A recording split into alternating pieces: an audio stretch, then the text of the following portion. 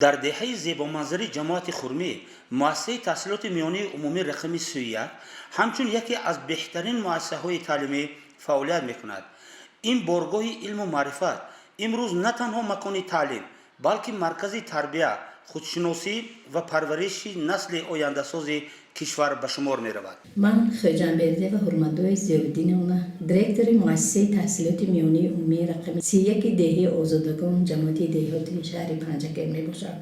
امروزها سرفراز از آن هستم که زیر سیاست خردمندانه اساسگذار صلح و وحدت ملی پیشوای ملت پرزیدنت جمهوری تاجیکستان محترم امامعلی رحمان فعالیت نموده ایستادم.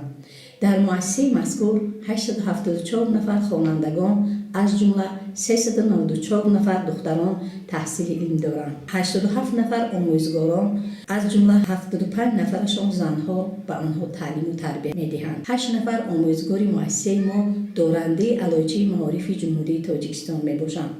سال گذشته مؤسسه را 64 نفر خوانندگان ختم نموده. 51 نفر آنها به مرکز ملی تستی حجت‌های خود را سپاریدند و از آنها 42 نفرشان سزاوار نام دانشجویی گردیده حالا در دانشگاه و دانشکده‌های عالی کشور تحصیل علم نموده ایستادند. از جمله 7 نفر ختم کننده مؤسسه ما با خواهش خود به صف قوه‌های مسلح جمهوری تاجیکستان شامل گردیده امروزها مرزوبیم کشور را حمایت می‌نمایند. 2 نفر ختم کننده ما در دانشگاه حربی کشور حجت‌های خود را سپرده عین حال تحصیل نموده ایستادند. آموزگاران و خوانندگان مؤسسه ما پیوسته در آزمون‌ها و المپیاد اشتراک فعالانه دارند. راهبر سازمان خوانندگان مؤسسه نوروف انصار در آزمون بهترین مربی سال در شهر خوجند که برگزار گردید اشتراک نموده سزاوار دیپلم درجه 2 گردیده است. خوانندگان مؤسسه در آزمون‌های شهری، ولایتی و جمهوریوی اشتراک فعالانه دارند. در سال خوانش 2024-2025 خواننده صنف 11 در آزمون کتابخوان بهترین اشتراک نموده در دور شهری آزمون سزاوار جای اول، در دور ولایتی سزاوار شاه جایزه و در دور جمهوریوی سزاوار جای دوم گردید. با فراهم آوردن شرایط مساعد تعلیم، صنفخانه‌های مجهز، استفاده اصول‌های معاصر آموزش و فعالیت پیوسته آموزگاران صاحب تجربه، مؤسسه تحصیلات میانی عمومی رقم 31 توانسته است در میان مؤسسه‌های تعلیمی منطقه موقع شایسته کسب نماید. من راهبر سازمان مؤسسه تحصیلات عمومی نمره 31 نوروز انصار میباشم. من در سال خوانش 2024-2025 در آزمون ولایتی اشتراک کرده سزاوار جای سوم گردیدم. من از سال روان در المپیاد شاگردان من اشتراک کرده سزاوار از فن تکنولوژی اطلاعاتی جای دوم را اشغال نمودم و در آینده میخواهم که شاگردان به پایه رسانه‌ای در المپیاد ولایتی جمهوریوی و سطح بین‌المللی داشته شرکت ورزم. من آموزگاری فن شیمی خجانبر و زنجبه میباشم. باعث خوشنودی و خوشبختی است که امسال خواننده صنف 11 مکتبی ما در المپیاد شهری اشتراک نموده از فن شیمی در مابین 138 مکتبی شهر ناحیه‌ها جای اول را اشغال نمود و من بسیار فخر میکنم میبالم که شاگرد من در جای یکم را اشغال نمود و سعی و کوشش و تلاش میکنم که باز به زینه‌های بلند علم و معرفت رفته رسد، باز در جمهوری و اینطوری در ولایت جایهای نمایان را اشغال کنم. من صاحب امیه آموزگار زبان و ادبیات مؤسسه تحصیلات میانه رقم 31 دهه آزادگان باشم. امروزها در مؤسسه ما تمام محفل‌ها، آزمون‌ها، المپیادها برگزار می‌گردند که خوانندگان ما در این آزمون‌ها غالبیت را به دست آوردند. یکی از این خوانندگان شاگرد خودم صاحبزاده کامیله میباشد که طی 6 سال در آزمون فروغ صبح دانایی اشتراک نموده تا دوره جمهوری رسیده است. باز همین خواننده در آزمون کتابخوان بهترین اشتراک نموده در دور شهری سزاوار جای اول، در دور ولایتی شاه جایزه و در دور جمهوری سزاوار جای دوم باشد. من کوشش میکنم که بیشتر خوانندگان را در راهی انسان دوستی، راستگویی، وطن دوستی ترغیب نمایم. باعث خرسند است که امروز در وطن ما تاجیکستان قانون درباره مقام آموزگاران انتخاب کرده شد. من به همین باور میکنم که این اولین قانون در سابق دولت اتحاد شوروی باشد که با منفعت آموزگاران. طی 2 سال با فرمایش پیشوای معظم ملت معاش آموزگاران زیاد کرده شد. این همین نگران و پیشرفت جامعه بر رشد و نمو اصحاب معارف میباشد. در همین قانون مذکور آمده است آموزگارانی که آموزگار بشوند از خدمت حربی آزاد کرده بشوند و آموزگارانی که در دیوار یا در دیگر زندگی میکنند از انداز زمین آزاد کرده شود و دیگر امتیازها در همین قانون مذکور آمده است که باعث خرسندی است. ما باور داریم که در آینده آموزگاران ما برای پیشرفت مکتب معارف ملت دولت از طرف جان خدمت میکنند. در این مؤسسه صدها خواننده به تحصیل فرا گرفته شده با دستگیری آموزگاران به آموزش‌های فن‌های دقیق، گومانیتری و تکنولوژی معاصر مشغولند. دستاوردهای خوانندگان در آزمون‌ها، المپیادها و چاره‌بینی‌های فرهنگی و ورزشی گواه سطح بلند تعلیم و تربیت میباشد. در المپیاد دور شهری از فن تکنولوژی اطلاعاتی از سزاوار جای افتخاری گردیدم. منتداری خود را به کل آموزگاران، علل خصوص آموزگار فن تکنولوژی اطلاعاتی فتله فریده و نور و انصار میرسانم. من جمعه بلیمانجان خواننده صنف دهی مؤسسه تحصیلات میانه عمومی رقم 31 دهه آزادگان به نام میربوی اویزوف هستم. من اشتراکچی فعال آزمون جمهوری فیروزی دانای کتاب است و غالب دوره شهری و اشتراکچی دوره ولایتی این آزمون هستم. همچنین این سال در المپیاد مکتب بچگان از فن حقوق اشتراک نموده سزاوار جای سیوم گردیدم. در این المپیاد مرا آموزگاری با تجربه ناصر و نرگسه آماده نموده و من حاضر به این آزمون خیلی هم تیاری دیده ایستادم و امیدوارم که در دوره ولایتی این المپیاد نیز سزاوار جای نموده میگردم. من مرادова نازیه خواننده صنف دهی مؤسسه تحصیلات میانه عمومی رقم 31 به نام میربوی اویزوف میباشم. من امروز همچون رئیس سازمان در اینجا برآمد کرده ایستادم. سازمان ما از روی 3 زینه عمل میکند.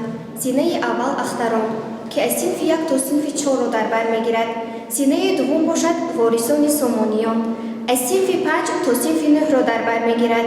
زینه سوم که در آن خوانندگان صنف 10 و 11 اعضا شده‌اند. اعضای سازمان خوانندگان در زینه اختران از روی 5 سمت و در زینه وارثان سامانیان و سامانیان باشد از روی 7 سمت عملی می شود که اینها نامگذاری کرده شده‌اند.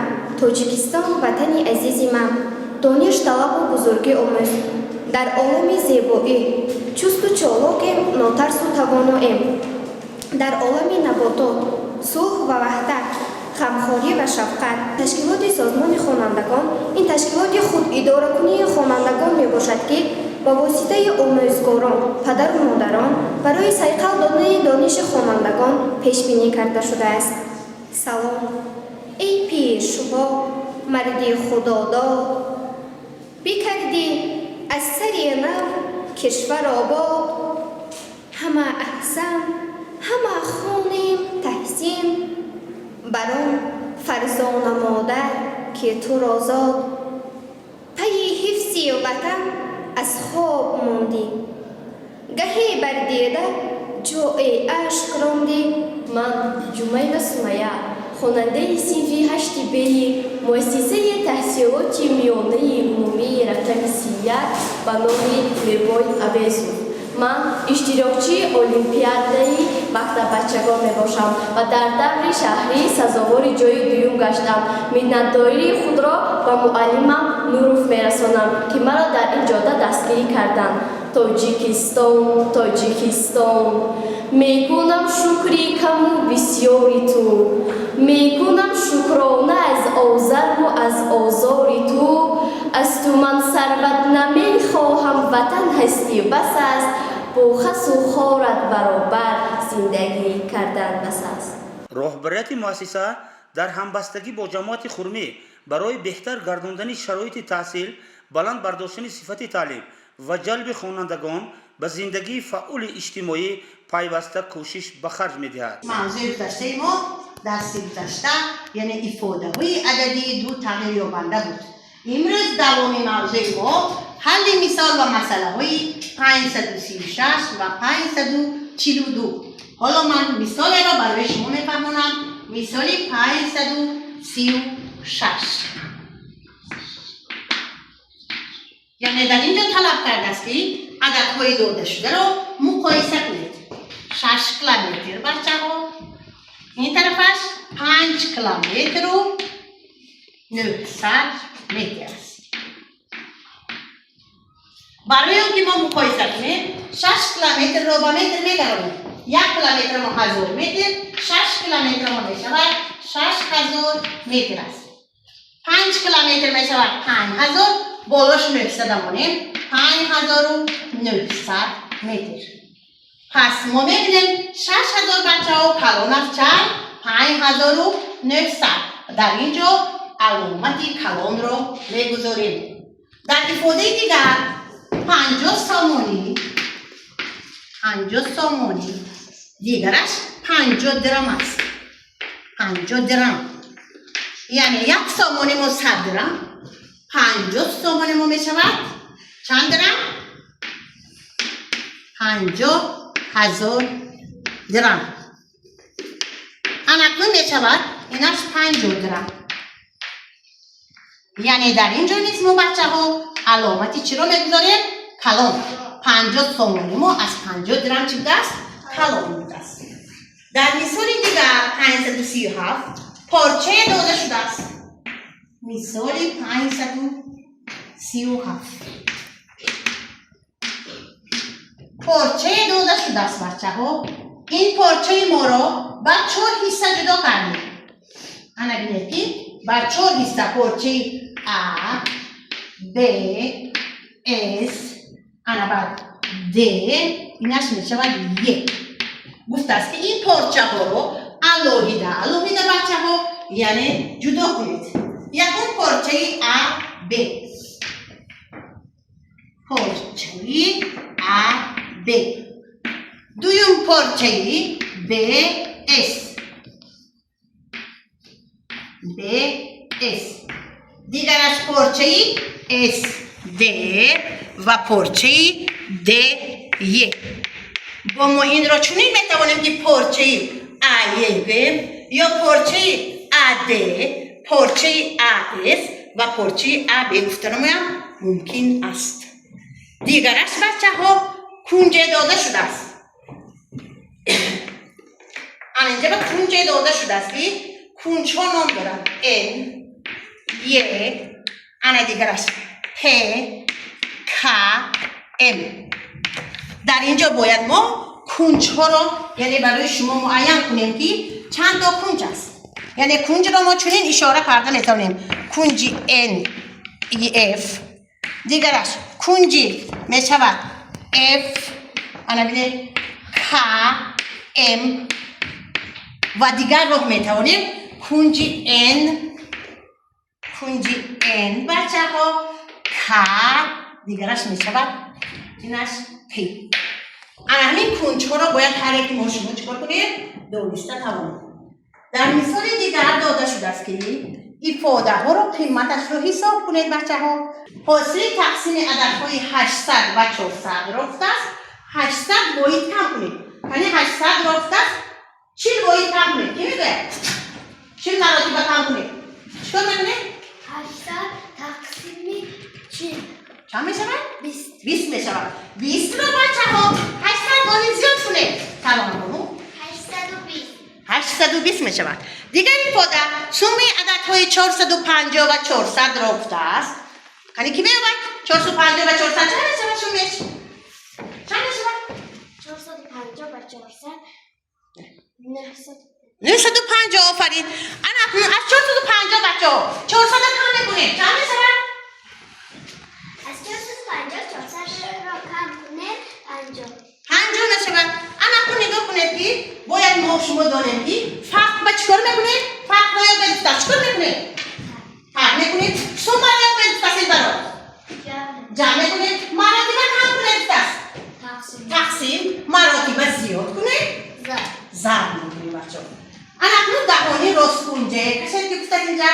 12 سانتی متر باشد برش 3 مراتب کم چیکار میکنیم؟ مراتب کم با تقسیم 12 به 3 تقسیم کنیم چند تا؟ 12 به 3 4 تا یعنی درازش بچه ها 12 سانتی متر برش چند بوده است؟ 4 سانتی متر پریمتر همین را که به من بچه هست برای پریمتر رسکونجا چیکار میکنیم؟ برای پریمتر رسکونجا درازی و بر را جمع کردن نتیجه را به 2 ضرب میکنیم. ضرب میکنیم. یعنی کی میگه 12 و 4 جمع کنیم چند است؟ 12 و 4 آقا جان 17. کی میگه درست شد؟ 16 2 مراتب زیاد کنیم. 2 مراتب زیاد کنیم. 32 آفرین. ifade های عددی دو تغییر یابنده بوده. یعنی کی به من یک ifade عددی دو تغییر یابنده میگه؟ A ضرب B آفرین. A جمع B. A ترکیب A تقسیم B. تقسیم B. باز کنیم. یعنی کی میگه باز؟ A ترکیب B بله. آفرین بچه‌های عزیز. اکنون بچه‌ها ifade ها چند خیلی شدن؟ ifade ها چند خیلی شدن؟ ifade ها 2 خیلی. چه خیلی ifade ها بود؟ یعنی یوسف جان ifade های حرفی و ifade های رقمی. ifade های حرفی و رقمی. ifade های عددی که به من میگه؟ ifade های عددی که به من میگه؟ ifade های با عدد ifade شده. یعنی فرار کنم 50 جمع 40. بچه‌های عزیز موضوع امروزی ما چه است؟ امروز موضوع نوی ما آدابی شاگرد. یعنی بچه ها من کی هستم؟ شما چی؟ انا من معلمه آموزگار میگیم استاد میگیم شما کی هستتون؟ شاگرد. انا اکنون بچه های عزیز شما باید که چیکار کردنتون در کار؟ معلم آموزگاران خود را چیکار کردنتون در کار؟ حرمت و احترام. در یک صنف میخوانیم با همدیگر چی باشیم؟ همدیگر را حرمت کنیم و همدیگر و یکدیگر بخیلی نکنیم، حسد نبریم. اکنون بچه‌های عزیز آیدی معلم شعر میدونه تومی؟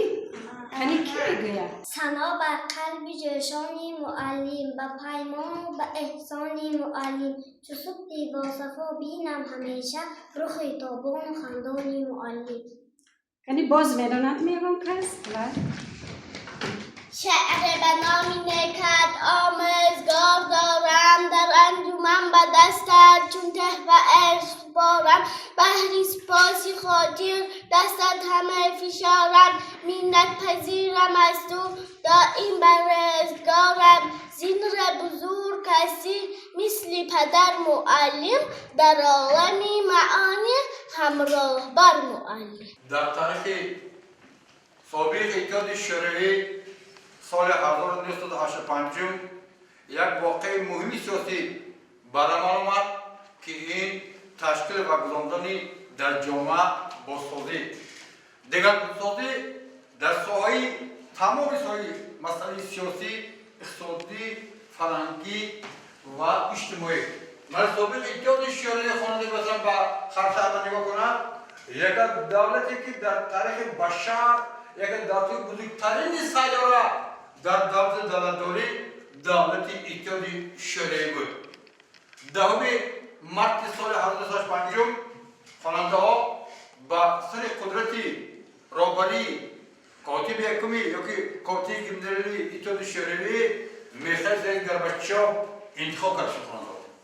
در نگذشته با پیشنهادی سرور دولت برای دگرگونسازی مقصد دموکراتیک جامعه مملکت یک پیشنهاد نمود که این پیشنهاد درباره دگرگونسازی جامعه اتحاد شوروی بازسازی فهمیدید خواننده ها و این روند بازسازی خواننده ها از ماه اپریل سال 1985 شده تا برهم خوردن اتحاد شوروی تا 8 دکامبر سال 1991 ادامه افتاد. خواننده ها از آن جمله در وطن ما تاجیکستان در این دوره با وزیر کاتب کامیون توجستان کار محکم رو انتخاب کرده بچه فهمیده تابی؟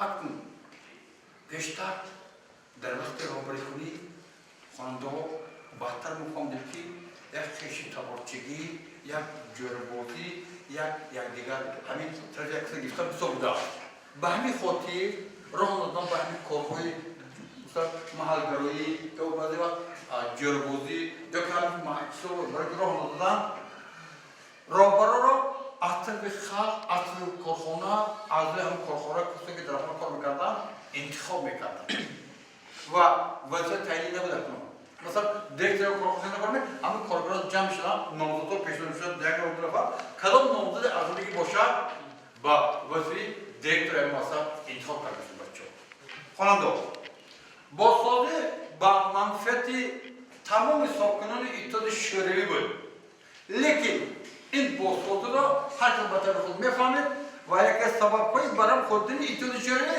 در آینده همین بازخورده شد بچه بازخورده را بسیار مردم بسیار را با منفعت خود استفاده می‌کردند که خطا بود مقصد از اینها با همین سر یک مثلا آمده حسود کردن مال ملک دولت یک منفعت دیدن بود بعضی‌ها اب بعضی باشن اگر ساختمان اصلا دیدن برای دولت و ملت خدمت کرده بودند Pardon, orada Cumhuriyet ülkeleri, Venezuela, Rusya, Tacikistan, Kırgızistan, Özbekistan, Türkmenistan, Ermenistan, Azerbaycan, Gürcistan, orada Ukrayna, Moldova ve Litva, Estonya, Kazakistan Cumhuriyet ülkeleri. Orada شون قهرمانان خلق تاجیک کی بگن برام؟ اسماعیل سومونی، سپیتامن، قانا، بوسه، شیرین، بوسه، شیرا، تیمور ملیک، سپیتامن. قهرمانان خلق Сейчас, ребята, у нас урок русского языка, да? У нас сегодня тема итоговый урок про жизнь и творчество Александра Сергеевича Пушкина, да? Александр Сергеевич Пушкин, ребята, это основоположник русской классической литературы, да? Как сказал, ребята, Максим Горький, он у нас начало всех начал. Сейчас мы будем узнавать, ребята, какие знания вы имеете, да, про жизнь и творчество нашего классика, да, нашего любимого поэта. Ну, ребята, кто такой Александр Сергеевич Пушкин? Пушкин родился в 6 июня 1799 году. Он родился в семье помещика. Да. В городе Москве.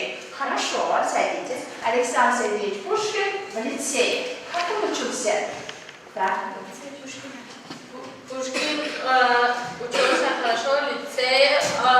За 6 лет года учения он дружился с многими мальчиками. Среди них был Кюхелбекер и Адовский был.